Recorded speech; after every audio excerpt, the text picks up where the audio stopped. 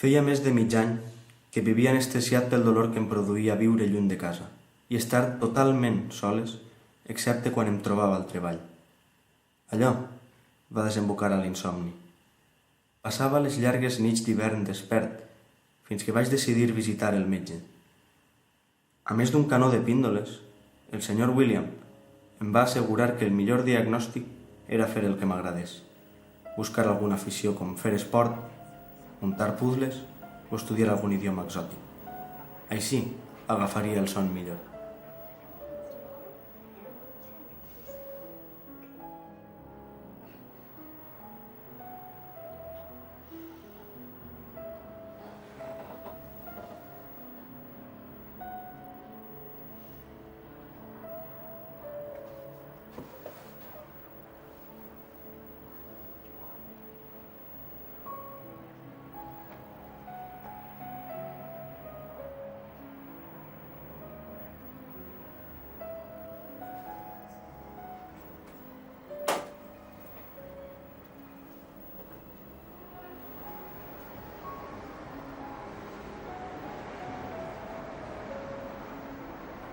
Durant l'hora i mitja que vaig estar en aquella sala, no va parar de repetir-me que havia de fer coses més apassionants i que no m'havia de limitar a mirar per la finestra i veure com passava la meva vida.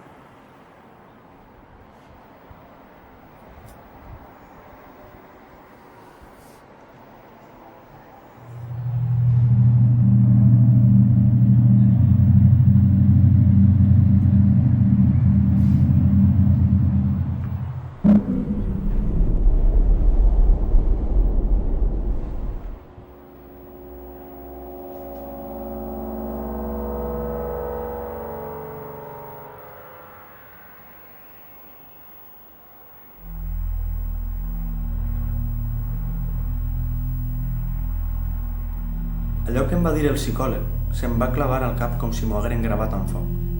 Tenia raó i havia de fer alguna cosa més.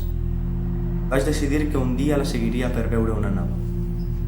No era el més emocionant del món, però per alguna cosa es començava.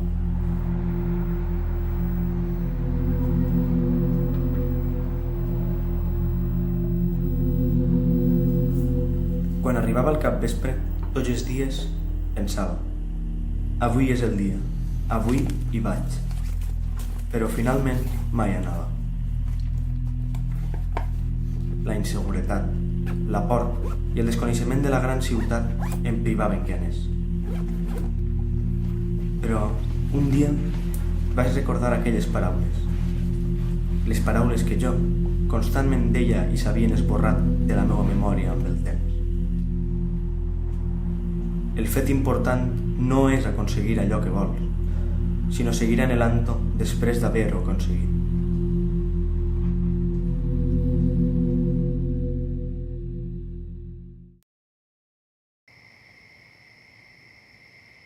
A la 1:36 va passar, com tots els dies.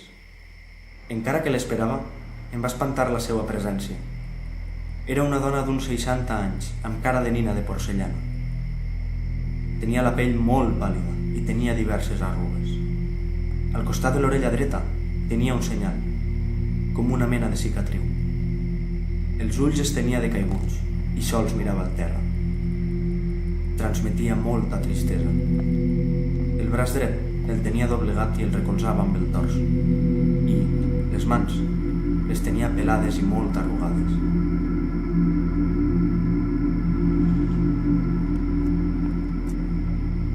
La vaig seguir, tot procurant fer el mínim soroll possible.